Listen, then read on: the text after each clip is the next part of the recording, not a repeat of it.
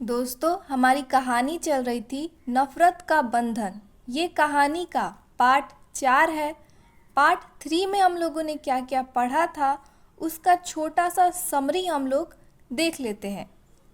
आरोही और आदित्य की शादी सिर्फ नाम की है। आदित्य उससे नफरत करता है, लेकिन कई बार अनजाने में उसकी रक्षा भी करता है।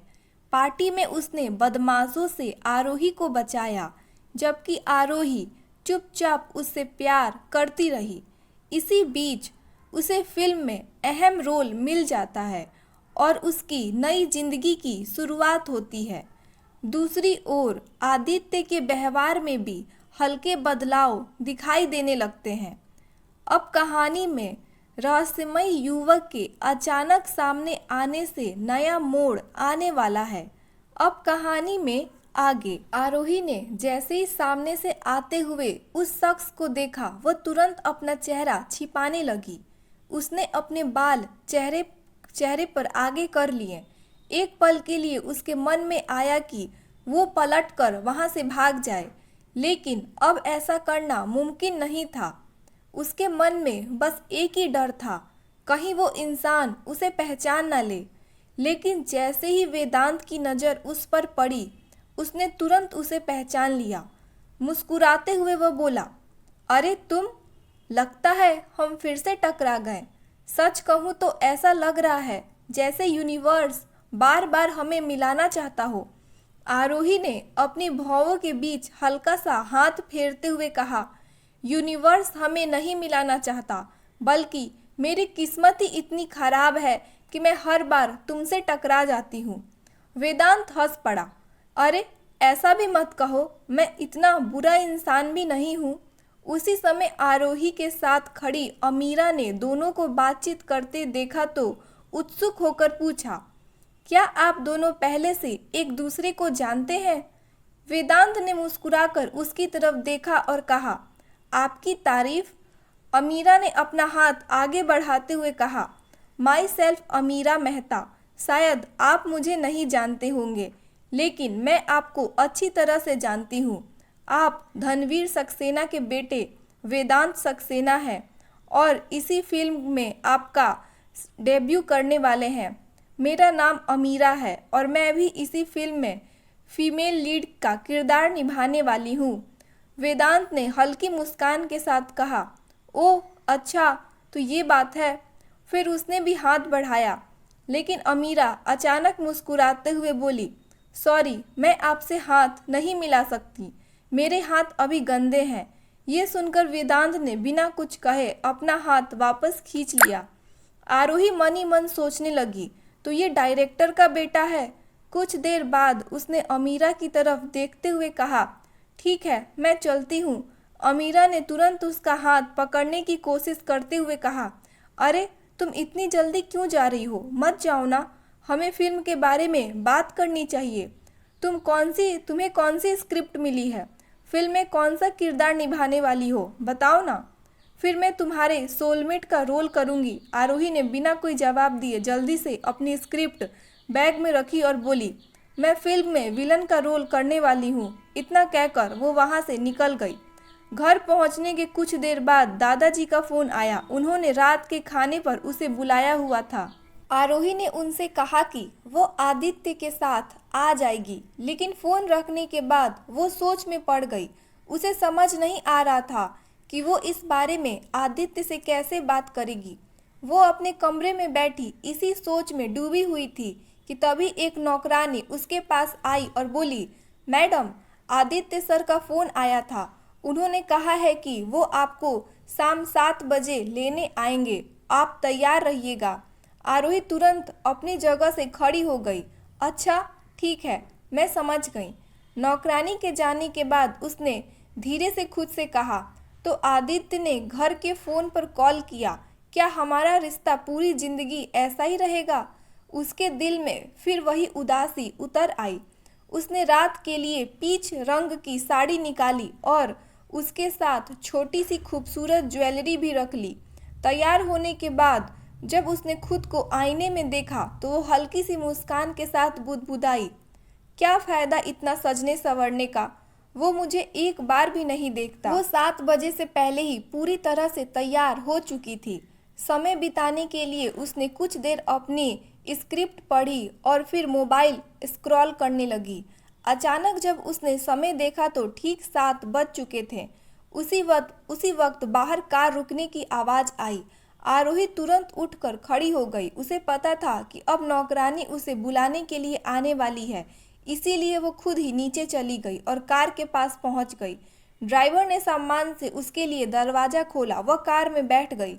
अंदर बैठते ही एक बार फिर सिगरेट की धुएं की हल्की सी गंध उसके चारों ओर फैल गई। हालांकि इस बार राहत की बात यह थी कि कार की खिड़कियां खुली हुई थीं। आदित्य ने एक बार भी उसकी तरफ नहीं देखा। वो पूरी तरह अपने फ़ोन में व्यस्त था। साइड से उसका चेहरा बेहद आकर्षक लग रहा था और आरोही की नज़रें बार बार अनजाने में ही उसी की तरफ चली जा रही थी। आदित्य समझ चुका था कि वो लगातार उसे देख रही है।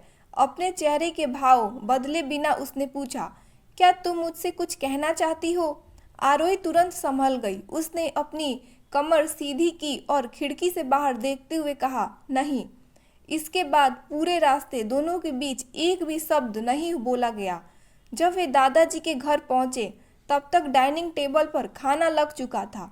विहान और दादाजी आपस में बातें करते हुए मोबाइल देख रहे थे। विहान उन्हें फ़ोन में कुछ दिखा रहा था। जैसे ही आदित्य और आरोही अंदर आए, दादाजी खुशी से बोले, अरे तुम दोनों आ गए। मेरी बेटी, तुमने तो कमाल कर दिया। तुम्हें फिल्म में रोल भी मिल गई और तुमने मुझे बताया तक नहीं। दादाजी की बात सुनते ही आरोही एक पल के लिए हैरान रह गई। उसके मन में सवाल उठा, दादाजी को कैसे पता चला कि मुझे फिल्म में रोल मिल गया? और सबसे बड़ी बात, मैंने तो इस बारे में आदित्य से भी कुछ नहीं कहा। उसने एक नज़र आदित्य की तरफ देखा, लेकिन हमेशा की तरह उसके चेहरे पर कोई भाव नहीं था। वो चुपचाप जाकर डाइनिंग टेबल पर बैठ गई, जैसे उसे इस बात से कोई फर्क ही ना पड़ता हो। आरोही ने मन ही मन खुद से कहा, आरोही, यह सिर्फ नाम का ही तुम्हारा पति है। आदित्य को इससे कोई मतलब नहीं है कि तुम क्या करती हो, कैसी हो, खुश हो, दुखी हो। उससे तुमसे कोई लेना देना नहीं है। फिर उसने दादाजी की तरफ देखकर कहा, दादाजी, मैं आपको यहीं आकर बताने वाली थी, लेकिन लगता है मुझसे पहले ही किसी ने आपको बता दिया। विहान मुस्कुराते हुए बोला, भाभी, किसी ने नहीं बताया। आपके ही प्रोड्यूसर हाउस ने इंटरनेट पर न्यूज़ पोस्ट की है। उसने आपकी तस्वीर भी है। आरोही तुरंत विहान के पास पहुंची और उत्सुकता से बोली, कहाँ, दिखाओ मुझे। विहान ने अपना फ़ोन उसकी तरफ बढ़ा दिया। आरोही ने स्क्रीन पर नज़र डाली। वहां फिल्म के मुख्य स्टार कास्ट की तस्वीरें लगी हुई थी। फिल्म की जुड़ी खबर भी, साथ उनकी कुछ तस्वीरें भी प्रकाशित की गई थी। नीचे दिए गए लेख में बताया गया था कि जल्द ही उनकी नई फिल्म की शूटिंग शुरू होने वाली है। जैसे ही आरोही की नज़र अपनी तस्वीर पर पड़ी, उसे तुरंत याद आया कि ये वही फ़ोटो है जो आज की शूट के दौरान ली गई थी। उसी समय उसने कहा गया था कि आप अपनी सोशल मीडिया प्रोफाइल को पब्लिक कर दें, ताकि आने वाले समय में आपके फ़ैन आसानी से आपसे जुड़ सकें। फ़ोन विहान को वापस देकर वो डाइनिंग टेबल पर आकर बैठ गई। उसकी नज़र सामने बैठकर खाना खा रहे आदित्य पर गई। उसने बिना कुछ बोले अपना भोजन शुरू कर दिया था। वहीं नौकरानी दादाजी के प्लेट में उनके लिए हल्का और सादा खाना परोस रही थी, क्योंकि डॉक्टर ने उन्हें सामान्य खाना खाने से मना किया था। दादाजी, विहान और आरोही आपस में बातें करते हुए आराम से खाना खा रहे थे, लेकिन आदित्य पूरे समय बिल्कुल शांत बैठा रहा। उसने पूरे खाने के दौरान एक शब्द तक नहीं कहा। कुछ देर बाद दादाजी के आराम करने का समय हो गया। जैसे ही वे उठने लगे, बाहर अचानक तेज बिजली चमकी और बादलों की जोरदार गड़गड़ाहट पूरे माहौल में गूंज गई। दादाजी ने आदित्य और आरोही की तरफ देखते हुए कहा, आज तुम दोनों यहीं रुक जाओ। बाहर मौसम बहुत खराब हो चुका है। तेज बारिश और तूफान आने के पूरे आसार हैं। सुबह मौसम ठीक होने पर ही निकलना। आरोही ने चुपचाप आदित्य की तरफ देखा। उसे पूरा यकीन था कि वह इस बात के लिए मना कर देगा, क्योंकि इसका मतलब था कि दोनों को एक ही कमरे में रात बितानी पड़ेगी और यह बात आदित्य को कभी भी मंजूर नहीं होती। वह उसके जवाब का इंतजार कर ही रही थी कि आदित्य ने शांत स्वर में कहा, ठीक है। उसका उत्तर सुनकर आरोही हैरान रह गई। उसने धीरे धीरे खाना चबाते हुए मन ही मन सोचना शुरू कर दिया कि आखिर आदित्य इतनी आसानी से मान कैसे गया। क्या सचमुच बाहर का मौसम इतना खराब होने वाला था या इसके पीछे कोई और वजह थी। लेकिन उसका दिमाग इससे आगे कुछ सोच ही नहीं पाया। उसी समय दादाजी के कमरे में जाने के बाद विहान के फ़ोन पर फिर से एक नोटिफिकेशन की आवाज़ सुनाई दी।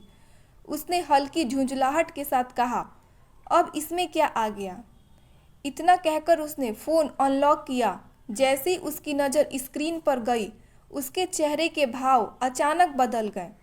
कुछ पल के लिए वह बिल्कुल गंभीर हो गया। उसने पहले आरोही की तरफ देखा, फिर आदित्य की ओर। उसके मन में उथल पुथल मच गई कि वह यह खबर बताए या नहीं। कुछ सेकंड सोचने के बाद उसने फैसला किया कि फिलहाल चुप रहना ही बेहतर होगा। इधर आदित्य ने भी अपना खाना खत्म किया और बिना कुछ कहे सीधे अपने कमरे की तरफ चला गया। उसके जाते ही विहान ने धीरे से अपना फ़ोन आरोही की ओर बढ़ाते हुए कहा, भाभी एक बार यह देखिए। आरोही ने फ़ोन हाथ में लिया। जैसे ही उसकी नज़र स्क्रीन पर अपनी और वेदांत की तस्वीर पर पड़ी, उसका चेहरा एकदम से पीला पड़ गया। उसने तुरंत खाना छोड़ दिया और पूरी खबर देखने लगी। हालांकि उसने पूरा लेख नहीं पढ़ा, लेकिन सबसे ऊपर लिखी हेडलाइन ही उसके लिए काफ़ी थी। क्या फिल्म इंडस्ट्री को मिलने वाली है एक नई सुपरस्टार जोड़ी। खबर में वेदांत के बारे में विस्तार में लिखा गया था, जबकि आरोही का जिक्र बहुत कम था। फिर भी दोनों की तस्वीर को साथ दिखाकर उन्हें एक संभावित कपल बताया गया था और उनकी जोड़ी को जमकर तारीफ की जा रही थी। आरोही ने होठ बीच लिए और तुरंत विहान की तरफ देखकर बोली, ऐसा बिल्कुल भी नहीं है विहान, सच कह रही हूँ। वह लड़का बस गलती से मुझसे टकरा गया था। आज तक मैंने उससे ढंग से बात भी नहीं की है। विहान मुस्कुराते हुए बोला, भाभी मुझे आपकी बात पर पूरा भरोसा है। मीडिया वालों का काम ही है ऐसी बातें बनाना। उन्हें बस मसालेदार खबर चाहिए होती है, चाहे वो सच हो या पूरी तरह से झूठ। विहान की बात सुनकर आरोही ने राहत की सांस ली। उसने मन ही मन खुद को समझाते हुए सोचा, अच्छा हुआ आदित्य को फिल्म और एंटरटेनमेंट की खबरों में कोई खास दिलचस्पी नहीं है। अपने कमरे में पहुंचते ही आरोही की नज़र आदित्य पर पड़ी। वो खिड़की के सामने खड़ा बाहर बरसते मौसम को देख रहा था।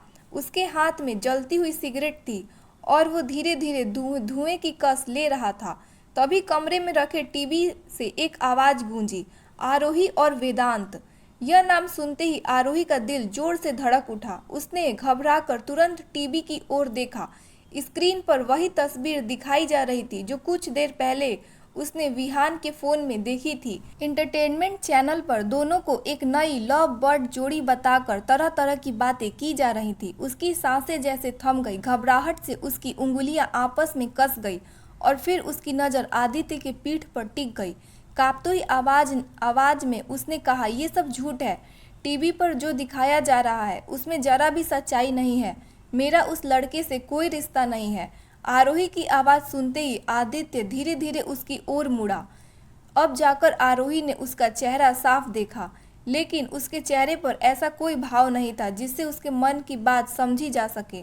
कुछ पल तक वो बिना कुछ कहे उसे देखता रहा, फिर धीरे धीरे उसके करीब आ गया। उसने सिगरेट होठों पर लगाकर एक लंबा कस लिया और जानबूझकर धुआं सीधे आरोही के चेहरे की तरफ छोड़ दिया। तेज धुआं उसके गले में उतर गया। वो जोर जोर से खांसने लगी और उसकी आंखों में पानी भर आया। आदित्य ने सिगरेट नीचे फेंककर अपने जूतों से मसल दी। अगले ही पल उसने आरोही की कमर पकड़कर अपनी तरफ खींच लिया। उसने एक हाथ से उसका चेहरा थामा और बिना कुछ कहे उसके होठों पर अपने होठ रख दिए। वह किस बेहद गहरा और सख्त था। आदित्य उसके होठों को इतनी बेरहमी से काट रहा था कि कुछ ही क्षणों में वहां से हल्का सा खून निकल आया। वो तब तक उसके पीछे नहीं हटा जब तक उसके मुंह से खून का स्वाद महसूस नहीं होने लगा। जब आखिरकार उसने उसे छोड़ा, तब भी उसकी नजरें आरोही के चेहरे पर ही टिकी रही। आरोही ने कांपते हुए उसकी आंखों में देखा और फिर धीरे से बोली, मैं सच कह रही हूँ, उस लड़के को मैं ठीक से जानती, लेकिन वह अपनी बात पूरी भी नहीं कर पाई थी कि आदित्य ने एक बार फिर उसे अपनी बाहों में खींच लिया और उसके होठों पर दोबारा किस करने लगा। इस बार वो उसे अपने साथ धीरे धीरे पीछे ले जाता हुआ बिस्तर तक पहुंच गया। दूसरी तरफ वेदांत अपने आलीशान किंग साइज बेड पर आराम से बैठा था। उसके सामने मोबाइल और टीवी दोनों पर वही खबर चल रही थी। उसके चेहरे पर हल्की सी मुस्कान फैल गई। उसने मोबाइल में आरोही की तस्वीर को जूम करके ध्यान से देखा। कुछ क्षण तक उसे निहारने के बाद वह मुस्कुराते हुए बुदबुदाया, एंग्री बर्ड, तुम्हारे अंदर सच में कुछ खास बात है। अगली सुबह जब आरोही की आंख खुली तो उसने महसूस किया कि आदित्य उसके पास नहीं था। रात ठीक से नींद न आने की वजह से उसका सिर भारी लग रहा था। उसने मन ही मन सोचा, क्या आदित्य यहाँ से जा चुका है? तभी बाथरूम के अंदर से गिरते हुए पानी की आवाज़ उसके कानों में पड़ी। कुछ ही देर बाद बाथरूम का दरवाज़ा खुला। घबराकर उसने तुरंत अपनी आंख बंद कर ली, मानो अभी भी वो सो रही हो। आदित्य बिना कुछ बोले चेंजिंग रूम की तरफ चला गया। जैसे ही वो अंदर आया, आरोही ने धीरे से अपनी आंखें खोली। उसने जल्दी जल्दी बिस्तर से अपने कपड़े उठाए और बिना समय गंवाए बाथरूम की ओर भाग गई। जब आदित्य चेंजिंग रूम से तैयार होकर बाहर निकला तो उसकी नज़र सबसे पहले बिस्तर पर गई। वहाँ आरोही नहीं थी। उसने एक पल के लिए बाथरूम के बंद दरवाजे की ओर देखा, फिर बिना कुछ कहे कमरे से निकलकर नीचे चला गया। कुछ देर बाद दोनों ने नीचे नाश्ता किया। नाश्ता खत्म होते ही आदित्य हमेशा की तरह आरोही को उसके पेंट हाउस छोड़ने गया। पूरे रास्ते उसने एक बार भी उसके एक्ट्रेस बनने या मीडिया में चल रही खबरों का जिक्र नहीं किया। आरोही चुपचाप कार से उतरी। उसके मन में एक अजीब सी उदासी भर गई। उसने मन ही मन सोचा, इन्होंने मुझसे मेरे नए किरदार के बारे में एक सवाल तक नहीं पूछा। शायद सच में इन्हें मेरी जिंदगी से कोई भी मतलब नहीं है। भारी मन से वो पेंट हाउस के अंदर चली गई। उधर आदित्य अपने ऑफिस पहुंच चुका था। वो अपनी कैबिन में बैठा लैपटॉप पर जरूरी फाइलें देख रहा था। तभी उसका निजी फ़ोन बज उठा। उसके स्क्रीन पर नज़र डाली तो लैपटॉप पर फाइल भेजने के लिए सेंड का बटन दबाया और फ़ोन रिसीव करते हुए बोला, हाँ बोलो। दूसरी तरफ से किसी आदमी की घबराई हुई आवाज़ दी, सर छोटे सर एयरपोर्ट से अचानक गायब हो गए हैं। हमें वे कहीं नहीं मिल रहे हैं। ये सुनते ही आदित्य की भौवें सिकुड़ गईं। उसने सख्त लहजे में पूछा, क्या मतलब गायब हो गए? एयरपोर्ट से आखिर कोई इस तरह कैसे लापता हो सकता है? सामने वाले ने घबराते हुए जवाब दिया, हमें भी कुछ समझ नहीं आ रहा है सर। हमने पूरे एयरपोर्ट पर उन्हें ढूंढने की कोशिश की, लेकिन उनका कहीं कोई पता नहीं चला। अभी सीसीटीवी फुटेज चेक करवा रहे हैं। जैसे ही कोई जानकारी मिलेगी मैं तुरंत आपको खबर दूंगा। आदित्य का चेहरा गुस्से से सख्त हो गया। उसने दांत बींचते हुए कहा, अगर उसे कुछ भी हुआ तो याद रखना, तुम में से कोई भी किसी को भी नहीं छोड़ूंगा। इतना कहकर उसने गुस्से से फ़ोन टेबल पर पटक दिया। कुछ पल तक वो गहरी सोच में डूबा वहीं बैठा रहा। तभी उसके सामने खड़े असिस्टेंट ने धीमे स्वर में कहा, सर, छोटे सर अब तक नहीं मिले। यह सुनकर आदित्य के आंखों में चिंता और बेचैनी साफ दिखाई दे रही थी। आखिर आदित्य अपने दिल में कौन सा राज छुपाए हुए बैठा था? और ये छोटे सर कौन हैं जिनके गायब होने पर हर कोई परेशान है? आइए जानते हैं।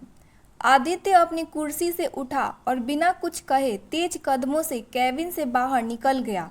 उसका असिस्टेंट भी घबराते हुए तुरंत उसके पीछे पीछे चल पड़ा। चलते चलते असिस्टेंट ने अपना फ़ोन निकाला और अपनी कॉन्टैक्ट लिस्ट में मौजूद लोगों को कॉल और मैसेज करके आदेश देना शुरू कर दिया कि हर हाल में छोटे सर को जल्दी से जल्दी ढूंढा जाए। कार में बैठने के बाद उसने आदित्य से सख्त और गुस्से भरे चेहरे को देखा। कुछ पल हिचकिचाने के बाद वो बोला, सर, क्या आपके पास छोटे सर का कोई फ़ोटो है? आदित्य ने धीरे से अपनी निगाह उसकी तरफ घुमाई। उसकी ठंड नज़रें देखकर असिस्टेंट की आवाज़ लड़खड़ा गई। फिर भी वह हिम्मत करके कहा, सर, अगर हमारे पास छोटे सर की फ़ोटो होती तो उन्हें ढूंढना हमारे लिए काफ़ी आसान हो जाता। आदित्य ने बिना कोई जवाब दिए अपनी नज़रें दूसरी ओर फेर ली। असिस्टेंट तुरंत समझ गया कि उनके पास छोटे सर की कोई भी तस्वीर नहीं है। आदित्य का चेहरा हर गुजरते पल के साथ और भी ज़्यादा कठोर होता जा रहा था। उसे देखकर असिस्टेंट के माथे पर पसीना आ गया। उसने तुरंत अपने फ़ोन पर लगातार मैसेज भेजना शुरू कर दिया। उसे अच्छी तरह पता था कि अगर छोटे सर का कुछ पता नहीं चला तो आज इस खतरनाक इंसान का गुस्सा किसी पर भी टूट सकता है। उधर आरोही अपनी दोस्त सानवी के साथ एक बड़े से मॉल में शॉपिंग करने के लिए आई थी। शूटिंग के लिए उसे कुछ कैजुअल कपड़ों की ज़रूरत थी। दोनों कपड़ों की दुकान के बाहर निकली ही थी कि अचानक आरोही की नज़र एलिवेटर के पास खड़े एक छोटे से लड़के पर पड़ी। उसे देखते ही वो कहीं रुक गई। सानवी ने हैरानी से पूछा, क्या हुआ? अचानक क्यों रुक गई? आरोही ने धीरे से कहा, पता नहीं क्यों ये लड़का मुझे आदित्य जैसा लग रहा है। उसकी नज़रें उस बच्चे पर टिक गई। उम्र बहुत कम थी, चेहरा बेहद मासूम और प्यारा था, लेकिन उसके चेहरे पर उम्र से कहीं ज़्यादा गंभीरता दिखाई दे रही थी। उसकी भौवें हल्की सी सिकड़ी हुई थी और दोनों हाथ उसके छोटे से सूट के जेबों में थे। उसे देखकर साफ लग रहा था कि वो किसी बहुत अमीर परिवार का बच्चा है। सानवी मुस्कुराकर बोली, अरे ये तुम्हारे नकचढ़े पति जैसा कहाँ लगता है? देखो ना कितना क्यूट है। सच कहूँ इसका चेहरा देखकर तो इसके गाल खींचने का मन कर रहा है, लेकिन ये यहाँ अकेला क्यों खड़ा है? ऐसा लग रहा है जैसे अपने मम्मी पापा से बिछड़ गया हो। दोनों ने एक दूसरी की तरफ देखा और तुरंत उस बच्चे की ओर बढ़ गई। वे उसके पास पहुँचने ही वाली थी कि पीछे से किसी ने आवाज़ लगाई, सानवी। सानवी ने मुड़कर देखा। उसकी ऑफिस की एक सहकर्मी थी जो उससे बात करने के लिए बुला रही थी। सानवी उसके पास चली गई। इधर आरोही अकेले ही उस बच्चे के पास पहुंची और प्यार से बोली, बेटा तुम यहाँ अकेले क्यों खड़े हो? तुम्हारे साथ कौन आया है? बच्चे ने बस एक बार उसकी तरफ देखा और बिना कुछ बोले एलिवेटर की ओर बढ़ गया। आरोही को बड़ी हैरानी हुई। इतना छोटा बच्चा इतने आत्मविश्वास के साथ एलिवेटर में जा रहा था। उसने चारों तरफ नज़र दौड़ाई, लेकिन उसके साथ कोई दिखाई नहीं दिया। हालांकि मॉल में मौजूद लगभग हर व्यक्ति की नज़र उसी बच्चे पर थी। उसकी मासूमियत और अलग ही व्यक्तित्व लोगों का ध्यान अपनी ओर खींच रहा था। आरोही को चिंता हुई, इसीलिए वह उसके पीछे पीछे एलिवेटर में चली गई। जैसे ही एलिवेटर खुला और वो बच्चा बाहर निकलने वाला था, तभी पीछे खेल रहे एक बच्चे की फुटबॉल तेजी से उछलकर उसकी तरफ आ गई। गेंद सीधे उसके सर पर लगने ही वाली थी कि एक पल भी सोचे बिना आरोही तुरंत उसके सामने आ गई। अगले ही क्षण फुटबॉल पूरी तरह से उसके सिर पर आकर लग गई। जोरदार चोट लगने से उसका संतुलन बिगड़ गया और वो एलिवेटर के बाहर फर्श पर गिर पड़ी। बच्चे ने पीछे मुड़कर देखा। उसे तुरंत समझ आ गया कि आरोही ने उसे बचाने के लिए खुद चोट खाई। वो फौरन उसके पास गया, नीचे झुककर चिंता भरी आवाज़ में बोला, आप ठीक हैं? आरोही ने उसका छोटा सा हाथ थामते हुए उठने की कोशिश की और मुस्कुराकर बोली, हाँ मैं बिल्कुल ठीक हूँ, लेकिन तुम मुझे ये बताओ कि तुम यहाँ अकेले क्यों घूम रहे हो? इस तरह अकेले रहना ठीक नहीं होता। तुम्हारे मम्मी पापा कहाँ हैं? बच्चे ने उसकी तरफ देखा। उसकी आंखों में अचानक एक अलग सी चमक आ गई। वो जानता था कि यह औरत उसे बिल्कुल भी नहीं पहचानती, फिर भी उसने बिना अपनी परवाह किए उसे बचा लिया। उसने हमेशा सुना था कि इस दुनिया में केवल एक माँ ही होती है जो अपने बच्चों के लिए बिना किसी स्वार्थ के हर दर्द सह लेती है।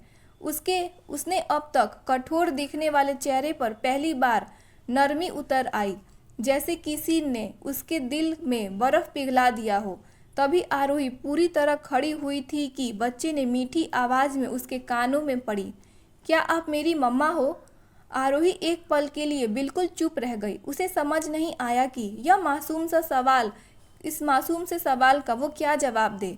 कुछ क्षण बाद उसने प्यार से कहा, नहीं बेटा, मैं तुम्हारी मम्मा नहीं हूँ, लेकिन तुम मुझे ये बताओ कि तुम्हारी मम्मा कहाँ है और तुम यहाँ अकेले क्यों हो? बच्चे ने मासूमियत से जवाब दिया, मेरी मम्मा तो भगवान जी के पास चली गई, क्या आप मेरी मम्मा बनोगी? यह सुनकर आरोही के पास कोई शब्द नहीं बचे। उसका दिल उस बच्चे के लिए दर्द से भर गया। माँ के बिना एक बच्चा कितना अधूरा महसूस करता है, यह वह उसकी आंखों में साफ देख सकती थी। उसने दया और स्नेह से उसे अपने गोद में उठा लिया और सीने से लगा लिया। उसके सिर पर प्यार से हाथ फेरते हुए बोली, बेटा, जिसके माँ बापा नहीं होते उनके साथ भगवान हमेशा होते हैं। बच्चे ने अपना चेहरा उठाकर उसकी आंखों में देखते हुए कहा, मेरे पापा हैं, लेकिन वो कभी मुझसे मिलने नहीं आते, वो मुझसे प्यार भी नहीं करते, इसीलिए मुझे एक मम्मा चाहिए। आरोही हल्का सा मुस्कुराई और बोली, अरे तुम्हारे पास पापा तो हैं, ये तो बहुत बड़ी बात है। दुनिया में बहुत से ऐसे भी बच्चे होते हैं जिनके पास ना माँ होती हैं ना पापा। मुझे ही देख लो, मैं तो बिना माँ बाप की बड़ी हुई हूँ। मेरे पास तो अपना कहने के लिए कोई भी नहीं था। बच्चे को ऐसा महसूस हुआ जैसे उनकी जिंदगी की कहानी कहीं ना कहीं एक जैसी हो। सिर्फ कुछ ही मिनटों में उसे आरोही से इतना अपनापन महसूस होने लगा जितना उसे अपनी उस केयर टेकर से भी कभी महसूस नहीं हुआ था, जिसने बचपन में उसकी परवरिश की थी। उसने मासूमियत से कहा, ठीक है, अब हम दोनों एक दूसरे के हैं, मैं अब आपके साथ ही रहूँगा, कहीं और नहीं जाऊँगा। इतना कहकर उसने आरोही को कसकर गले लगा लिया। उसी समय काले कपड़ों में कुछ लंबे चौड़े आदमी वहां आ पहुंचे। उनके चेहरे के हाव भाव इतने सख्त थे कि उन्हें देखकर कोई भी डर जाए। जैसे ही बच्चे की नज़र उन लोगों पर पड़ी, उसने डर कर आरोही को और कस के पकड़ लिया। घबराई हुई आवाज़ में वह बोला, इन्हें भगा दीजिए, ये मुझे अपने साथ ले जाएंगे, ये बहुत गंदे हैं। आरोही ने उन सभी लोगों की तरफ गौर से देखा। सबके कानों में ईयरबड्स लगे हुए थे और वे धीरे धीरे दोनों को चारों ओर से घेरने लगे। आरोही ने सतर्क निगाहों से उन्हें देखा और गंभीर आवाज में पूछा, आप लोग कौन हैं? उनमें से एक आदमी आगे बढ़ा और बोला, मैडम, ये हमारे छोटे सर हैं, कृपया इन्हें नीचे उतार दीजिए, हम इन्हें अपने साथ लेकर जाना होगा। लड़के ने तुरंत आरोही के चेहरे की ओर देखा और बोला, मैं इन्हें नहीं जानता। अब आरोही को समझ आ गया कि ये लोग इस बच्चे के बॉडीगार्ड हैं।